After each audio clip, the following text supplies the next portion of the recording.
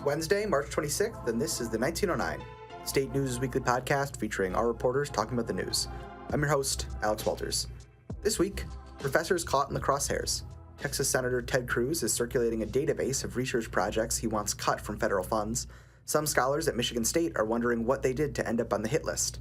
Here to talk about that and other federal research effects is academics reporter Hannah Locke. Hannah, thanks for coming on the show. Thanks for having me. So tell me a little bit about, there's this great first anecdote in your story about a professor at MSU who does research who finds themselves on this list that's circulating online. Yeah, so Professors Babak Boren and James Jackson, their project was found on the list. The list more broadly targets research that Ted Cruz has classified as DEI. So we might think of research that's more humanities-based or more focused on issues of diversity, stuff like that. But Warren and Jackson found themselves on the list, and they're both in the Department of Chemistry. So their study that was flagged focuses on the mechanisms of halogenation reactions and how they react with double bonds. Not much of what I can begin to understand. Yeah. And when I messaged them about when I reached out to them about the database, they were really surprised to find out that their research had been flagged. So when you messaged them, they didn't even know that they were on this list? No, they didn't even know.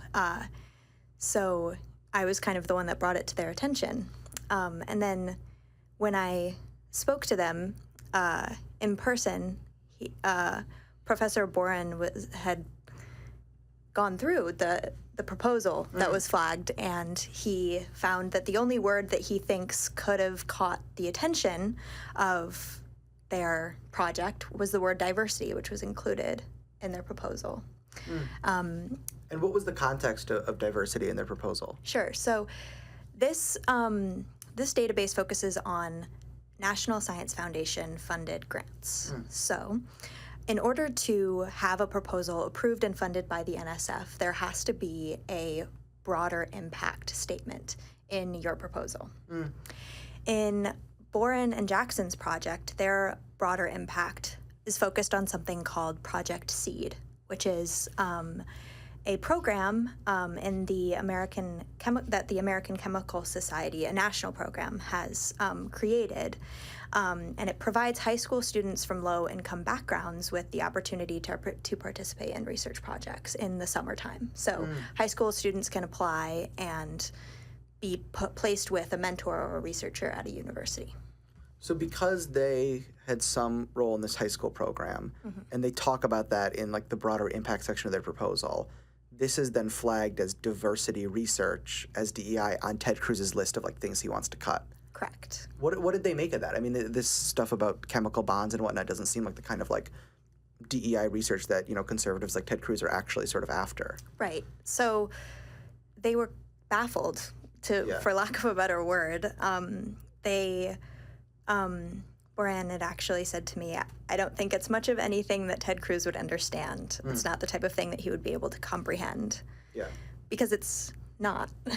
Because it's something that is very specific to chemical reactions and stuff that myself, as a political science student, would not be able to. They just happened to, I guess, make the mistake of using the word diversity in their proposal, which now has them embroiled in this. Right. What about other MSU scholars you found that are on this list? What kind of work were they doing that he's kind of targeting? Yeah, so some projects were similar to this one, where it was some small sentence in their broader impact statement. But others are more focused on creating more access in the STEM field. So quite a few STEM education grants were flagged. And Professor Julie LaBarkin, she had four separate projects flagged by this database.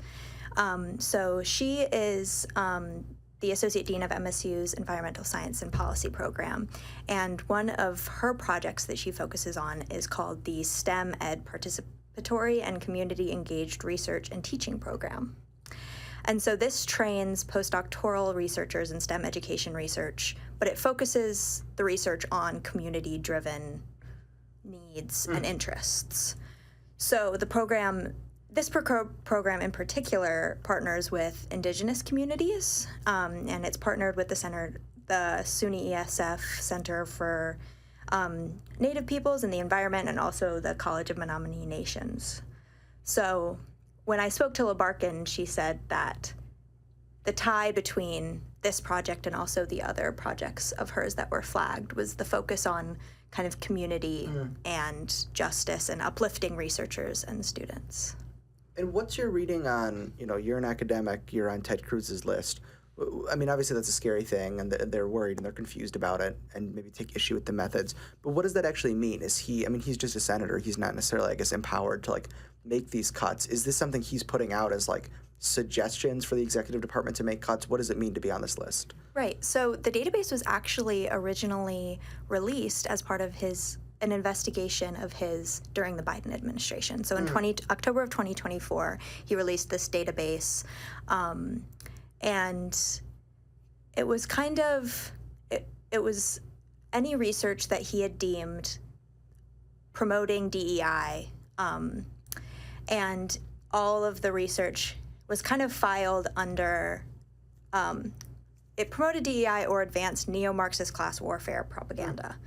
That was what the press release describing the database stated. So he did this last year under Biden, is look at what we're doing. Exactly. Is he resharing it now with all of these cuts the Trump administration's making as or is this something he wants them to act on, I guess? Yeah, so essentially this investigation was done and then he re-released the database through a press release on February 11th.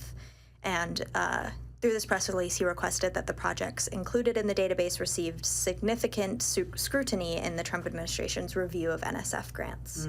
Because right now, that's what the Trump administration is doing. The grant proposal process in the NSF has been frozen. So they're already doing a review. Right. He's saying hey, while you guys are looking at this, here's all this stuff I want out. Yeah, look at all these. 38 basically. of them are at MSU. Correct. Interesting. Tell me about, the university is aware of this. 38 of their projects are, being suggested.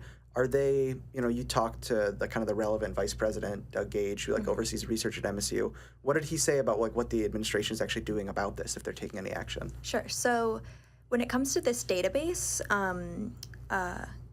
Vice President of Research and Innovation, Doug Gage, said that this wasn't one of their biggest concerns. This is mostly because the database that has flagged this research has not affected funding in any way yet.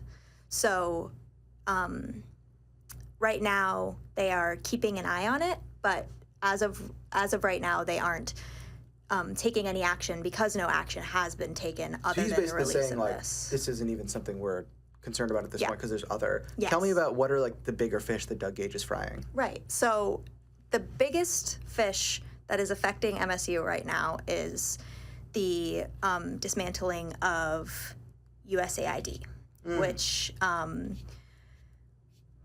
is the United States Agency for International Development, and this is a very relevant federal department to MSU.